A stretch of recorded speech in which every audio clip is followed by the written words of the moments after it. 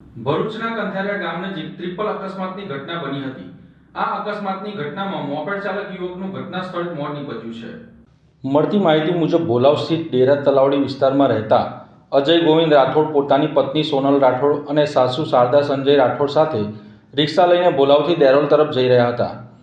તે સમય દરમિયાન કંથારિયા પાસે એક ડમ્પર ચાલકે સ્ટીયરિંગ પરનો કાબુ ગુમાવતા મોપેડ કાર અને રિક્ષાને એક પછી એક ટક્કર મારી હતી। ડમ્પરના ટક્કરના પ્રભાવથી રિક્ષા પલટી ગઈ હતી, જેમાં સવાર તમામ લોકોને ઈજાઓ પહોંચી હતી।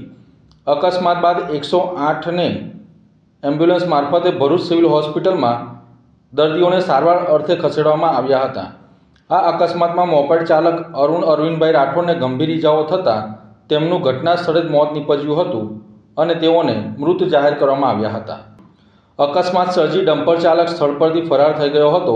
ઘટનાની જાણ થતાં તાલુકા પોલીસ મથકનો સ્ટાફ સ્થળ પર પહોંચી મૃતકના મૃતદેહને પોસ્ટમોર્ટમ અર્થે મોકલી વધુ તપાસ હાથ ધરી છે। પોલીસ દ્વારા ફરાર ડમ્પર ચાલક સામે અકસ્માતનો ગુનો નોંધી ઝડપી પાડવાના પ્રયાસો હાથ ધર્યા છે।